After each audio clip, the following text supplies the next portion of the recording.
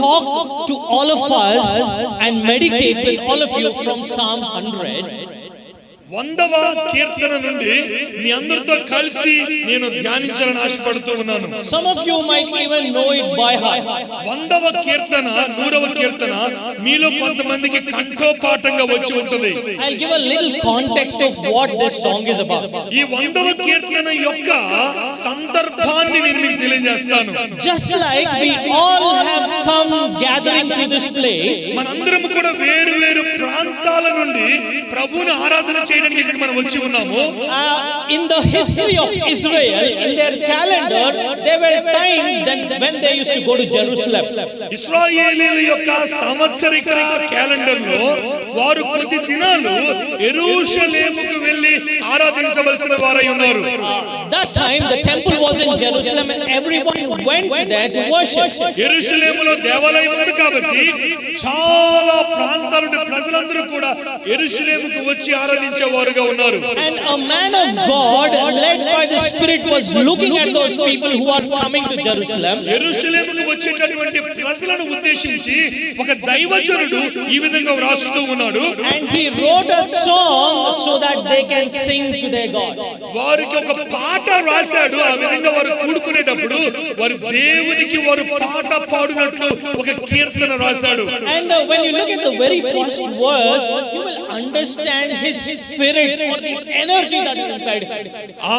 మొదటి ఆ కీర్తనలో మొదటి భాగాన్ని మనం చూస్తే ఆయనలో ఉన్నటువంటి ఉత్సాహము అది ఎంత మందిని కలుపుకునేటట్లుగా ఉందో మనం చూస్తున్నాం. You know what is the first word that is there in the English Bible? English బైబిల్లో అయితే మొట్టమొదటి మాట ఏమిటో తెలుసా మీకు? It says shout. ఆయన ఉత్సాహ ధ్వని చేయుడి అనే మాట ఉంది. When do we usually shout? మనం ఎప్పుడు పెద్ద ధ్వని కేక వేస్తాం ఎప్పుడు చెప్పండి? Never for God, that I can be sure. దేవుని విషయంలో కేక వేసి మనం ఆయనను స్తుతించం ఎప్పుడు కూడా. Sometimes our hearts are so lost that this kind of energy which the songwriter has never comes from within us directed toward our God. ఈ కీర్తనకారుడు దేవుని వైపుకు చూచి ఉత్సాహ ధ్వని చేయి కేక వేయండి అనేటట్లుగా ఈ దినాల్లో మనం దేవుని చూచి ఎప్పుడు కేక వేయము. He says shout out praises to the Lord and he is giving that call to the whole earth. ఆ సమస్త జనులారా అని భూమి మీద ఉన్న సమస్త జనులకు ఆయన ఆహ్వానాన్ని ఇస్తున్నాడు. ఏమిటంటే మీరు యెహోవాకు ఉత్సాహ ధ్వని చేయుడి అని. That extreme emotion that is coming from within him shows how much he takes pride in being a worshipper of that God. ఆ మహోన్నతుడైన దేవుని యొక్క ఆరాధికునిగా ఆయన ఎంత ఉన్నతమైన భాగ్యాన్ని కలిగి ఉన్నాడో ఆ ఉద్దేశం మనకు చాలా స్పష్టంగా కనబడుతూ ఉంది. The word shout out, it says almost yell at the top of your lungs. That is the kind of energy he's talking about. నీ ఊపిరితిత్తుల్లో ఉన్న దమ్ము అంతటితో నీ దేవునికి నీవు కేకవై అని అంటున్నాడు అన్నమాట. Back in those days, ఆ పూర్వపు దినాలలో when there were kings and their subjects, ఆ రాజులకు దిగువ ఉన్నటువంటి లోబడే ప్రజలు ఎవరైతే ఉన్నారో the subjects once in a while used to come and reassure their obedience to a king. రాజు క్రింద ఉన్నటువంటి వారు రాజుకు మేము లోబడి ఉన్నాము అని తెలియజేయడానికి వారు రాజు సన్నిధికి వచ్చి మాట్లాడేటటువంటి వారుగా ఉన్నారు. It was a practice of that time. ఆ రోజుల్లో వారు ఆచరించే ఆచరణ అది. And from the streets and every corner of the kingdom, when they were directed toward the palace, ఆ యొక్క రాజు మందిరానికి, రాజు మహల్కు, రాజు ఇంటి దగ్గరికి దేశంలో ఉన్న వారందరూ వచ్చి as they come closer and closer to the palace, in the streets they shout, in this king we believe and to him we will obey. కాబట్టి దేశంలో ఉన్న ప్రజలందరూ కూడా రాజ మందిరానికి వారు నడుచుకుంటూ వస్తూ ఈ రాజు యందు మేము నమ్మిక ఉంచాము, ఈ రాజుకే మేము లోబడతాము అని వారు కేక వేసేవారు. And they will vow their service to that king for a period of time or forever. వారు కొద్ది దినాలు కావచ్చు, వారి జీవితాంతం కావచ్చు, ఆ రాజుకు వారు లోబడే ప్రజలుగా ఉంటామని తీర్మానంతో కొన్ని కేక వేస్తున్నారు. So with that in his mind, this psalmist is calling the whole earth, saying, "Come, shout for the true king, our God." ఈ విషయాన్ని మనసులో ఉంచుకున్నటువంటి ఈ యొక్క భక్తుడు, మీరు రండి మన రాజు దగ్గరికి వచ్చి కేక వేసి చెబుదాం, ఆయనకు లోబడతాము అని. And what should they shout?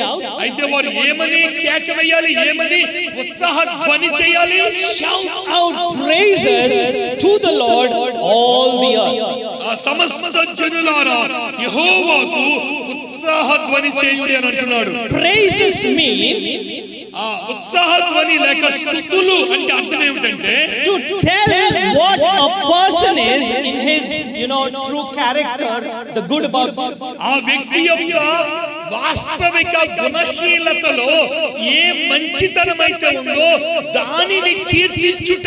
To tell about his greatness. ఆయన యొక్క గొప్పతనాన్ని వర్ణించుట. To tell about his goodness. ఆయన మంచితనాన్ని తెలియజేయుట. The psalmist is calling the whole earth to tell the goodness and the glory of the Lord. దేవుని యొక్క మంచితనాన్ని, దేవుని యొక్క గొప్పతనాన్ని ఆయనకు తెలియజేయడానికి సమస్త భూజనులారా రండి అని ఆహ్వానిస్తా ఉన్నాడు. So the psalmist starts to describe this God whom he is very proud about. ఏ దేవుని గురించి అయితే గర్వపడుతున్నాడో ఆ దేవుని యొక్క గొప్పతనాన్ని వివరిస్తా ఉన్నాడు ఈ కీర్తనలో. And as he wrote this song, he wants the singers, the worshippers who are coming there, to say the same thing about their God whom they are worshiping. వారు ఆ పాట పాడేటటువంటి వారిని కూడా హెచ్చరిస్తూ ఉన్నాడు. ఏమిటంటే ఏ దేవుని గురించి మీదైతే మీరు విశ్వసిస్తున్నారో ఆ దేవుని మీరు కీర్తించి కొనియాడండి అని వారిని హెచ్చరిస్తూ ఉన్నాడు. In other words, he is saying, "Come, let us worship our God." ఇంకో విధంగా చెప్పాలంటే తనతో పాటు మీరందరూ రండి, మనందరం కలిసి ఆ మహాదేవుని ఆరాధన చేద్దాం అంటున్నాడు. And now he starts to describe who his God is and what are his attributes. ఇప్పుడు కింద మాటలో మనం చూస్తే ఆయనకున్న గుణ లక్షణాలు ఏమిటి, అదే విధంగా ఆయనకున్న గొప్పతనం ఏంటో వర్ణిస్తూ ఉన్నాడు. Verse 3. 3వ వచనం, The Lord is God. యెహోవాయే దేవుడని తెలుసుకొనుడి. Oh, can there be anything more sweeter to our ears and the ears of God than just saying He is our God? మన చెవులకు అలాగే దేవుని చెవులకు ఇంతకంటే మాధుర్యమైనటువంటి గొప్ప విషయం ఏదైనా ఉందా? అది యెహోవాయే మన దేవుడు అని చెప్పే దానికంటే మంచి విషయం ఏదైనా ఉందా? You can say so many things of God. దేవుని గురించి చాలా విషయాలు మనం చెప్పవచ్చు. Everything starts from Him being who He is, which is He is God. అయితే వాటన్నిటిని మనం చెప్పే ముందు ఆయన మనకు దేవుడై ఉన్నాడు అన్న వాస్తవాన్ని మొదట మనం చెప్పగలగాలి. Beloved, can we say that, "Oh, this is my God"? ఆ ప్రియులారా, యెహోవాయే మా దేవుడు అని మనం చెప్పగలుగుతున్నామా? He goes on, we will come back to that. He goes on. ఆయన ముందుకు వెళ్తూ ఇంకొన్ని విషయాలు చెప్తాడు. The second thing he tells about this king is, He made us. ఈ రెండో విషయాన్ని చెప్తాడు, ఆయన మనలను పుట్టించెను. First thing, He is God. మొదటిది ఆయన మన దేవుడు. Second thing, He made us. రెండవది ఆయన మనలను సృజించాడు. Who is the us there? ఆ మనలను అంటే ఎవరు? The answer is in verse 1. The whole earth whom the psalmist is calling, God made every person on this earth, and the psalmist is singing that to God. మనలను అన్నప్పుడు మొదటి వచనములో దానికి సమాధానం ఉంది. ఏమిటంటే సమస్త దేశములారా. కాబట్టి సమస్త దేశములో ఉన్న ప్రజలందరినీ కూడా ఆయనే సృజించాడు. He is calling the whole earth. Tell God you are God and you made us. మీరు యెహోవాతో చెప్పండి, నీవు మా దేవుడవు, నీవు మమ్మల్ని సృజించావు అని. It's not just a simple fact that the psalmist is talking about. Okay, he made me. That's not what it's about. ఇక్కడ ఈ కీర్తనకారుడు ఏదో సాధారణంగా నువ్వు దేవుడవు మమ్మల్ని సృజించావు అని సామాన్యంగా చెప్పే మాట కాదు అది. In absolute submission to him being the creation and him being the creator, he is singing that to him. అయితే ఆయన సృష్టికర్త అయిన దేవుడిగా గ్రహించి ఆయనకు పాటగా పాడుతున్నాడు, నీవు నన్ను సృజించావు అని. Third thing, మూడవదిగా we belong to him. That means he owns us. He is the authority over us. మనము ఆయన వారము అన్నప్పుడు ఆయన అధికారము క్రింద ఉన్నాము, మనము ఆయన యొక్క ఆధిపత్యం క్రింద ఉన్నవారము అని గ్రహిస్తూ ఉన్నాడు. He is, in other words, saying the God you and I worship, he is the sovereign over the whole earth. ఇంకో మాట ఏమిటంటే మనం ఆరాధించే దేవుడు సమస్తానికి ఆయన ఉన్నతుడైన దేవుడిగా ఉన్నాడు. We belong to him. మనం ఆయనకు చెందిన వారము. Next, we are the sheep of his pasture. ఆయన ప్రజలము, ఆయన మేపు గొర్రెలము. The God who provides, the God who feeds. ఈ దేవుడు మనకు ఆహారం ఇచ్చేవాడు, మనకు మేత పెట్టేవాడుగా ఉన్నాడు. The God who protects. ఆయన మనల్ని భద్రంగా కాపాడేవాడుగా ఉన్నాడు. Probably the psalmist is thinking of every provision of God. కాబట్టి కీర్తనకారుడు దేవుడు మానవులకు ఇవ్వదగిన సమస్త వనరులను గూర్చి ఆలోచన చేస్తా ఉన్నాడు. Probably the psalmist is thinking of every protection God gave them as a nation. ఇశ్రాయేలు దేవుని రాజ్యముగా యెహోవా దేవుడు అనుగ్రహించిన ప్రతి భద్రతను గురించి ఆలోచన చేస్తూ ఉన్నాడు. Verse 5. 5వ వచనం, The Lord is good. యెహోవా దయాళుడు అని అంటున్నాడు, మంచివాడు అంటున్నాడు. Fifth thing, 5వదిగా his loyal love endures. ఆయన కృప నిత్యముండును అని అంటున్నాడు. Which means this God Israel whom you are worshipping is committed to you forever.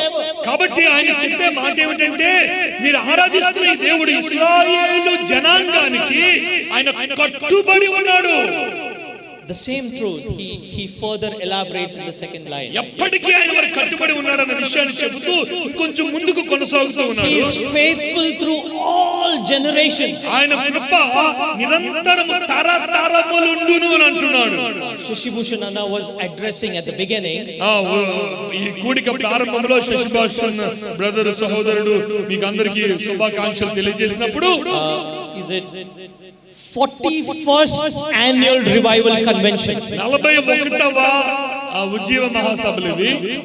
We can think of 41 years of God's goodness and faithfulness. 41 సంవత్సరాలుగా దేవుని యొక్క నమ్మకత్వాన్ని, దేవుని యొక్క పవిత్ర, దేవుని యొక్క నిత్య, దేవుని యొక్క నమ్మకత్వాన్ని మనం జ్ఞాపకం చేసుకోగలుగుతాము. Here the psalmist, just like us, is not just looking at 41 years, he is looking at hundreds and hundreds of years of how God has every time proven his faithfulness to them.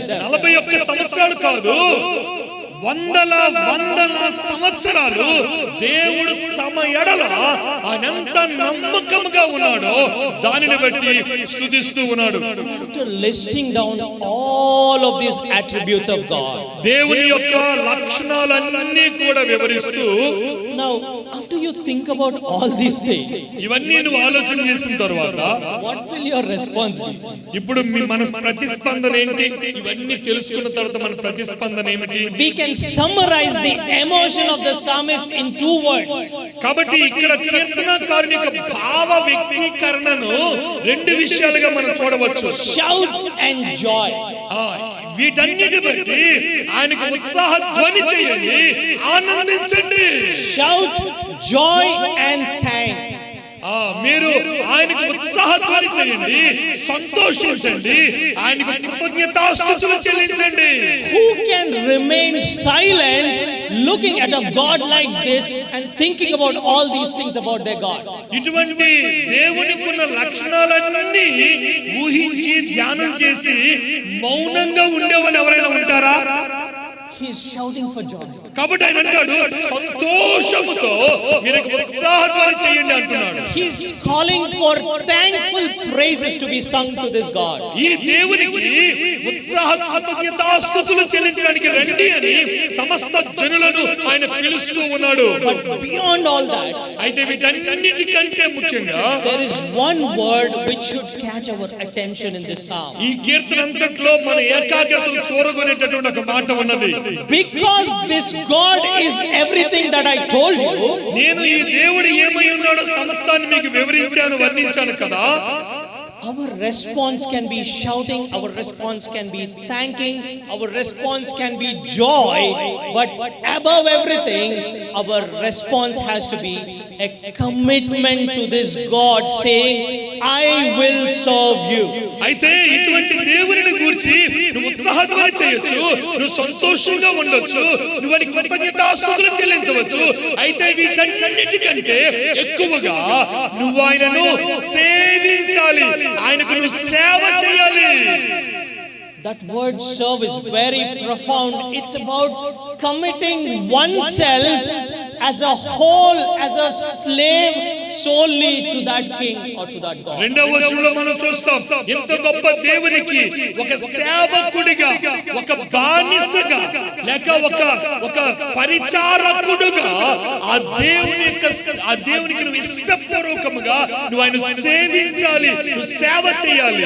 So when we walk out of this premises probably on Sunday afternoon, ఆదివారం మధ్యాహ్నం ఈ ప్రాంతం నుండి మనం తిరిగి వెళ్ళిపోతున్నప్పుడు one word probably should be there with all the other things that we will listen from various meditations and servants of God. That one word is, I will serve this God. మనం చాలా ప్రసంగాలు వింటాం, చాలా హెచ్చరికలు చేయబడతాం, చాలా విషయాలు నేర్చుకుంటాం.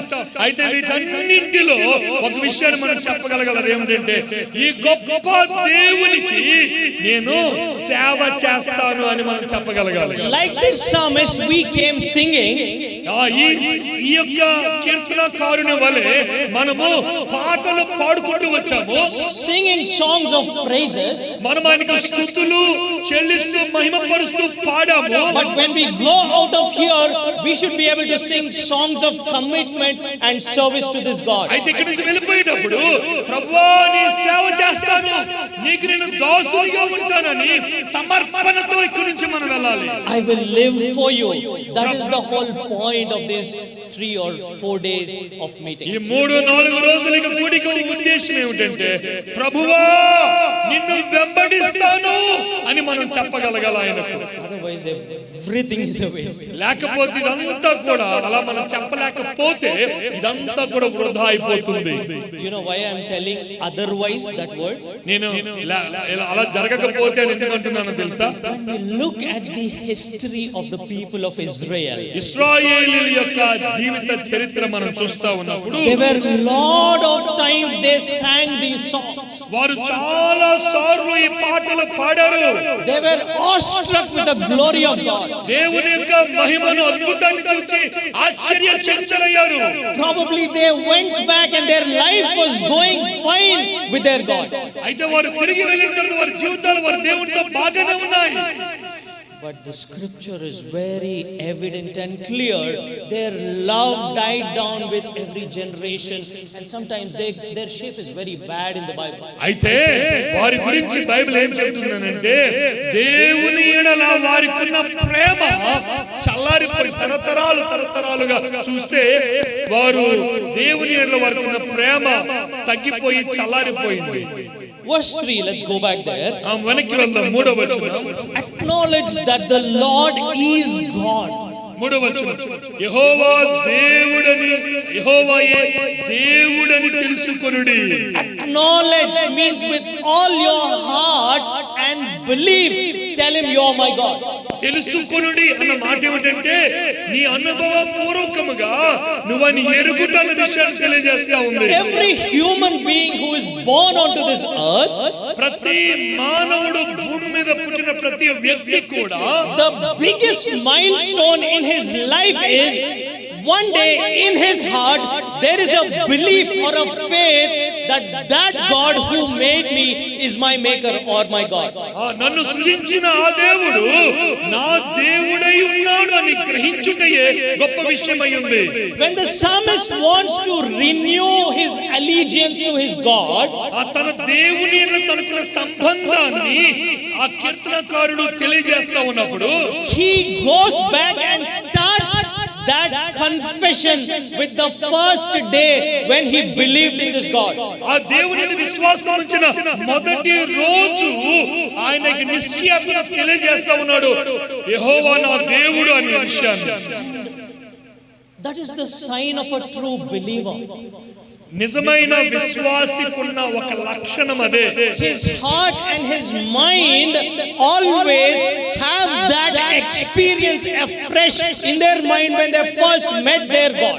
మొట్టమొదట ఎప్పుడైతే వారు దేవుణ్ణి కలుసుకున్నారో దేవుణ్ణి తెలుసుకున్నారో అప్పుడు ఉన్నటువంటి ఆ అనుభవం అనుభూతి ఈయనైనా దేవుడు అన్నటువంటిది స్థిరముగా వారి జీవితంలో కొనసాగుతూ ఉంది. And the nature of that our encounter with our God, ఆ సృష్టికర్త అయిన దేవునితో కలుసుకున్నటువంటి ఆ మొదటి సంభవం ఏదైతే ఉందో, if it is true, if it is real and genuine, అది ఖచ్చితమైనది యథార్థమైనది అయినట్లయితే the obvious response and its nature is we will start to say that to God every day.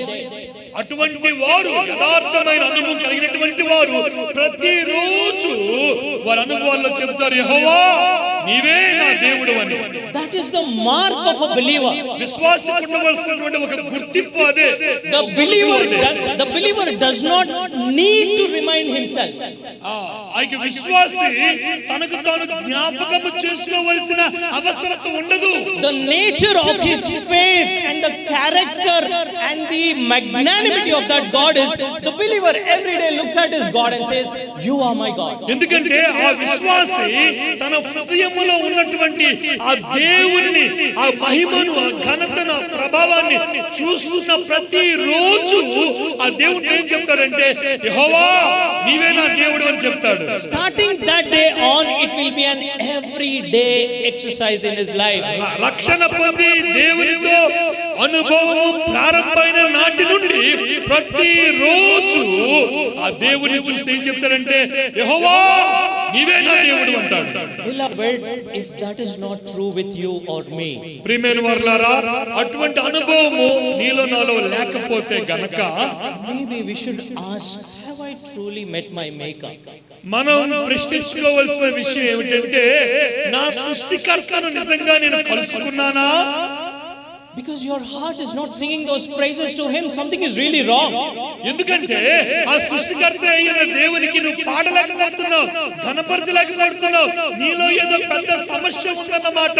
Just as a living person breathes in his lungs, ఒక జీవించుచున్న వ్యక్తి ఊపిరితో ఊపిరితిత్తులో ఊపిరి ఎలాగ తీసుకుంటాడో in the same way a believer breathes for his maker and says to him you are my maker, that is a evidence. అదే విధంగా ఊపిరి ఎలా తీసుకుంటాడో అదే విధంగా ప్రతి క్షణం కూడా యెహోవా నీవే నా దేవుడు అని ఆ దేవుణ్ణి చూచిన అనుభూతిని ప్రతిరోజు కలిగి ఉంటాడు. And it is that faith God has put in your heart and my heart that is going to carry us through our walk in this world. ఈ లోకంలో మనం జీవించుచున్న కాలంలో అటువంటి బలమైనటువంటి విశ్వాసపు జీవితాన్ని ఆయన మనలో ఉంచుతా ఉన్నాడు. It is a seed that God has sown and he will keep growing it and bringing about the fruit through it. అటువంటి విత్తనాన్ని ప్రభు మనలో నాటాడు, అది ఫలించి ఫలించి ఫలించి వృద్ధి చెందుతూ ఉంటుంది. Let's go to the second one. రెండో విషయానికి వెళ్దాం. He made us and we belong to him. ఆయనే మనలను పుట్టించెను, మనము ఆయన వారము. మూడవ వచనం రెండో భాగం. The psalmist is giving the source, the credit for the source of his life back to God. తన జీవితం యొక్క ఉనికికి కారణం ఎవరు అంటే ఆ దేవుడిని దేవునికి చూపిస్తా ఉన్నాడు. In other words, what the psalmist is saying is this: ఇంకొక మాటలో చెప్పాలంటే కీర్తనకారుడు ఏం చెప్తున్నాడు అంటే, I exist today because he made me. నేను ఈ రోజు ఉనికిని కలిగి ఉన్నాను, కారణం ఏమిటంటే ఆయన నన్ను సృష్టించాడు. It's not a mere acknowledgement of where I came from. నేను ఎక్కడి నుంచి వచ్చానో అని తెలియజేసుకోవడం కాదు. It's a word of worship and submission and commitment. ఇది ఒక విధమైనటువంటి దేవునికి ఆరాధన చేసి తన్ను తాను సమర్పించుకునేటటువంటి మాటగా ఉన్నది. He, in other words, is saying, oh God, you made me, you own me. ఇంకో విధంగా చెప్పాలంటే, ఓ దేవుడా నన్ను సృష్టించావు, నేను నా సొంతం కాదు, నేను నీ సొంతం అంటున్నాడు. And he's celebrating his relationship with God.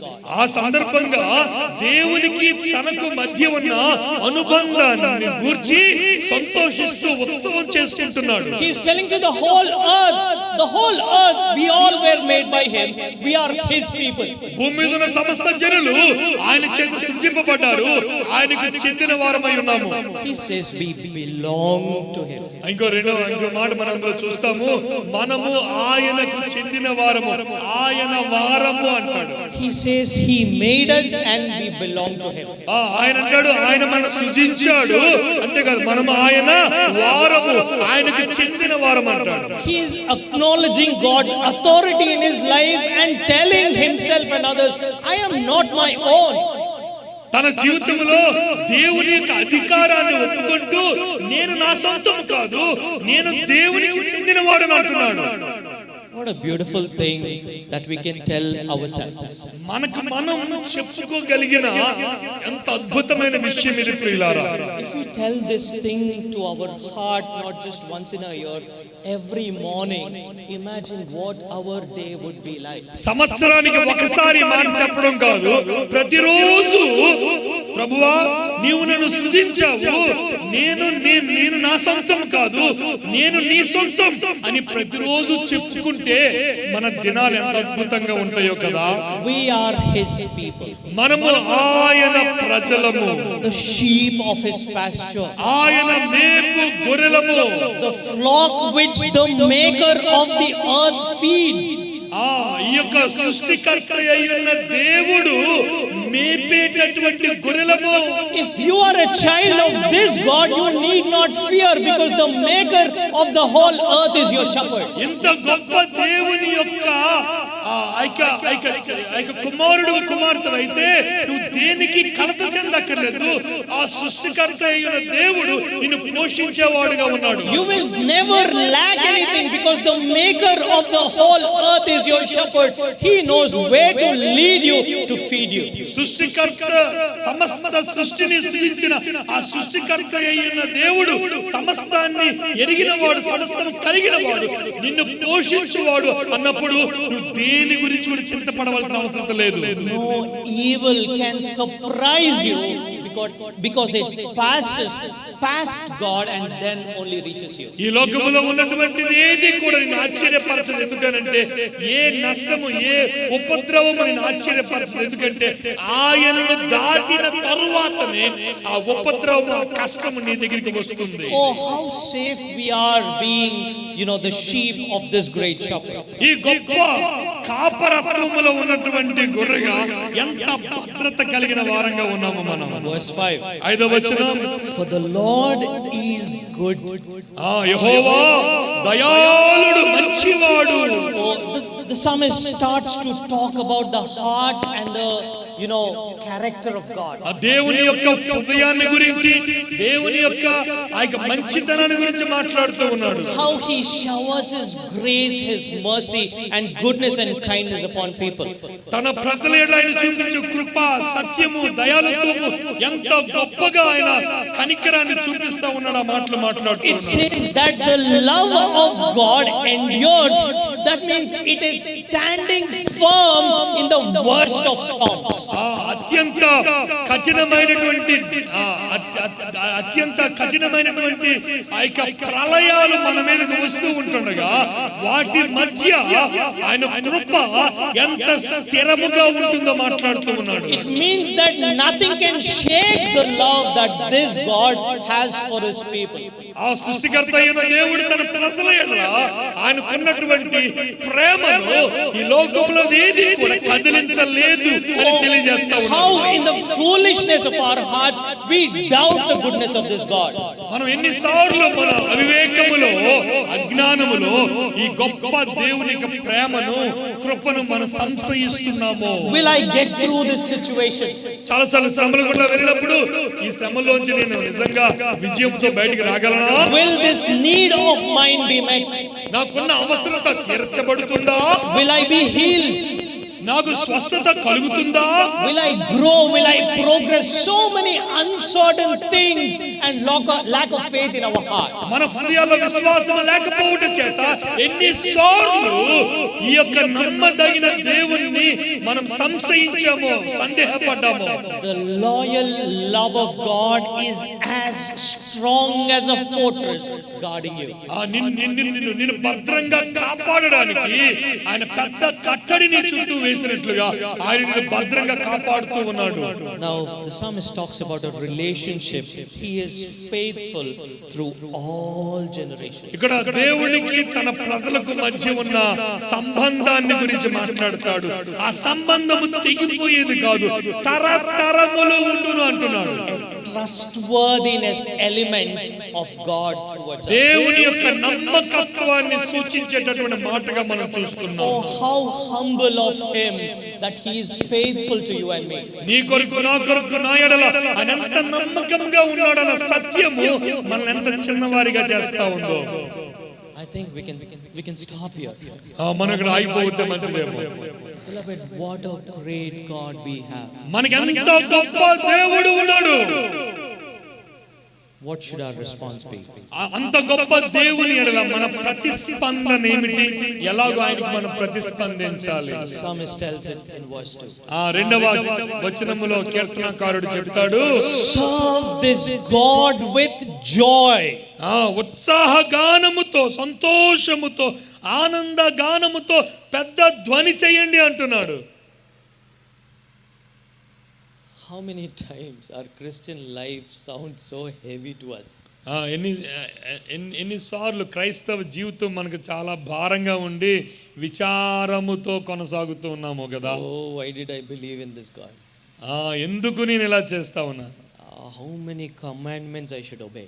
నేను ఎన్ని ఆజ్ఞలకు లోబడాలి? Oh, don't do this, don't do this. ఇలా చేయొద్దు, అలా చేయొద్దు అనే ఎన్ని ఉన్నాయి బైబిల్లో. My life was comfortable once upon a time. నేను యేసుప్రభుని నమ్ముకోక ముందే చాలా బాగుండేవాడిని. The psalmist is saying to be the children of this God is a matter of pride and joy.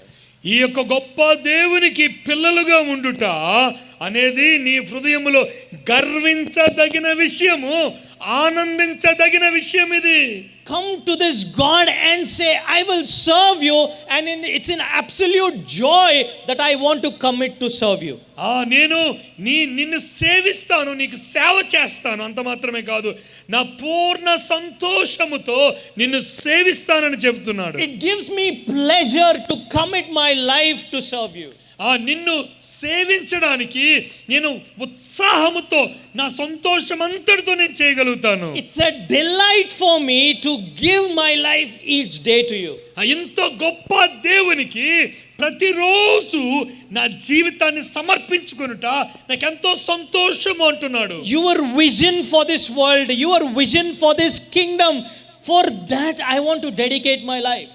దేవా, ఈ ప్రజలలో నీకున్న దర్శనం, ఈ ప్రజలలో నీకున్న ఆలోచనలు నిన్ను సేవించేటట్లుగా నన్ను చేస్తా ఉన్నాయని చెప్పొచ్చు. You are God, I am a man, I am your worshipper. Tell me how I can serve you. That is the kind of emotion in this psalm. నీవు దేవుడవు, నీవు నా సృష్టికర్తవు, నేను నీ యొక్క చేతి పని అయి ఉన్నాను, నాకు చెప్పు ఏ విధంగా నీకు నేను సేవ చేయగలను. You are the ruler of this earth. నీవు ఈ లోకమంతటిని పరిపాలించే పరిపాలకుడవు. You are a good God. నీవు మంచి దేవుడవు. You know what is the best way this earth can function. ఈ యొక్క భూమి అంతా ఎంత చక్కగా నిర్వచింపబడాలో అది నీకు తెలుసు. There is no life which is better than what you can give. ఆ నీవు ఇచ్చే జీవం కంటే గొప్ప జీవం ఈ లోకంలో ఇంకొకటి లేదు. You are the wisest of all because you made everyone. నీవు అత్యంత జ్ఞానవంతుడవు, లోకములో ఉన్న వారందరినీ నీవే సృజించావు. Oh, I want to serve you. దేవా, నీవు నా దేవుడవు, నేను నిన్ను సేవిస్తాను అని మనం చెప్పాలి. Sometimes I feel we got the meaning of the word serve a little wrong. మనము సేవించుట అనే మాట, లేక సేవ చేయుట అనే మాట మనం సరిగ్గా అర్థం చేసుకోలేదేమో అనిపిస్తూ ఉంటుంది. Just believing and casually doing the things of our Christian life, we think that is service. మనం ఏదో విశ్వసించి ఏదో సాధారణంగా పని చేసేటట్లుగా ఆయన కొరకు ఏదో చిన్న చిన్న పని చేయడం అనేది సేవించడం మనం అనుకుంటున్నాం. That is not what this word is talking about. ఇక్కడ సేవించుట అనే మాట అది మనం అది ఆ విధంగా మాట్లాడటం లేదు. రెండవ వచనంలో సేవించుడి అన్నమాట. If you go to Joshua chapter 24, యెహోషువ గ్రంథం 24వ అధ్యాయానికి మీరు వెళ్తే, Joshua is talking to the whole camp of the children of Israel. ఇశ్రాయేలుల యొక్క ఆ సమాజం అంతటితో ఆయన మాట్లాడుతూ అంటున్నాడు. యెహోషువ he talks about the whole history of Israel in a nutshell before them. వారి ముందు ఇశ్రాయేలుల చరిత్ర అంతటిని ఒక చిన్న కథ రూపంలో మాట్లాడుతూ ఉన్నాడు. And then he puts a choice before Israel saying, I am going to serve this God, you decide whom you want to serve. వారందరి ముందు ఒక మాట అంటాడు, మీరు ఎవరిని సేవిస్తారో నాకు తెలియదు కానీ నేనైతే ఆ దేవుణ్ణి సేవిస్తాను అని అంటున్నాడు. Right? You all know that story. మీకు అందరికీ ఆ కథ తెలిసే ఉంటది. Then the children of Israel say, we also will serve this God. ఆ ఇశ్రాయేలీయులందరూ ఏమంటారంటే మేము కూడా ఆ యెహోవా దేవుణ్ణి సేవిస్తామని అంటున్నారు. What should Joshua respond? యెహోషువ ఏమి స్పందించాలి? He should clap his hands, say hallelujah, go home. యెహోషువ ఏమనాలంటే దేవునికి స్తోత్రము, మీరందరూ కూడా వెళ్ళిపోండి, మనం సంతోషంతో అనవచ్చు. That's not what Joshua says. యెహోషువ ఆ విధంగా అనలేదు. Choose carefully. జాగ్రత్తగా ఎంచుకొనుడి అని అంటాడు. The God whom you are serving, you are committing to serve, is a holy and a jealous God. మీరు సేవించాలనుకున్నటువంటి దేవుడు పరిశుద్ధుడు మరియు ఆసక్తి కలిగినటువంటి వాడు. So mind you, when you are making a commitment, this God is holy and jealous. ఈ దేవుడు పరిశుద్ధుడు కాబట్టి ఆ దేవునితో మీరు వాగ్దానం చేసేటప్పుడు ఉట్టు పెట్టుకునేటప్పుడు జాగ్రత్త.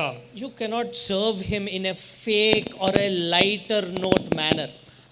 ఏదో సాధారణంగా ఒక వ్యక్తితో చెప్పినట్లుగానో ఎవరితో మాట్లాడినట్లుగానో మనం సులువుగా మాట్లాడేది కాదు దేవునితో మాట్లాడేటప్పుడు. Mind you, it is serious business. That's what Joshua is telling Israel about their service or commitment to God. ఇశ్రాయేలీయులతో మాట్లాడుతూ యెహోషువ అంటున్నాడు, ఇది సాధారణమైన విషయం కాదు, ఇది చాలా లోతైనటువంటి తీర్మానము అని అంటున్నాడు. We serve this great God. ఈ యొక్క గొప్ప దేవుని మనం సేవిస్తూ ఉన్నాము. But till now I want to ask you all, how serious has your life been? నేను అడుగుతూ ఉన్నాను, దేవుని సేవించుటలో మీరు ఎంత ఖచ్చితమైన తీర్మానాన్ని మీరు తీసుకున్నారు? Should someone like Joshua tell us, mind you, check your life. యెహోషువ లాంటి వారు మనతో మాట్లాడుతూ ఆ యెహోవా దేవుని సేవించడానికి నువ్వు చేసుకున్న తీర్మానం ఎటువంటిది నువ్వు ఆలోచన చేస్తున్నావా? We serve a great God. మనము గొప్ప దేవుని సేవిస్తున్నాము ప్రియులారా. We have committed ourselves to a great calling. ఒక గొప్ప పిలుపుకు మనం లోబడి ఉన్నాము. And like it says in the New Testament, let us live lives worthy of the calling. మనం కొత్త నిబంధనలో హెచ్చరిక చేయబడ్డాం. అదేమిటంటే ఆయన పిలిచిన పిలుపుకు తగినట్లుగా జీవించుడి అని. Our lives should match a standard that is fitting for those who serve this God. ఈ దేవుణ్ణి ఎవరైతే సేవిస్తూ ఉన్నారో ఆ పిలిచిన పిలుపుకి తగినట్లుగా వారు జీవించవలసిన వారై ఉన్నారు. So in this 3-4 days, ఈ 3-4 రోజుల్లో let us look into our lives. మన జీవితాలకు మనం తొంగి చూసుకుందాం. How is our obedience and allegiance towards this king? ఈ యొక్క రాజు ఎడల మన యొక్క విధేయత, మన యొక్క నమ్రత, మన యొక్క సేవించుట ఎలా ఉందో మనం పరిశీలన చేసుకుందాం.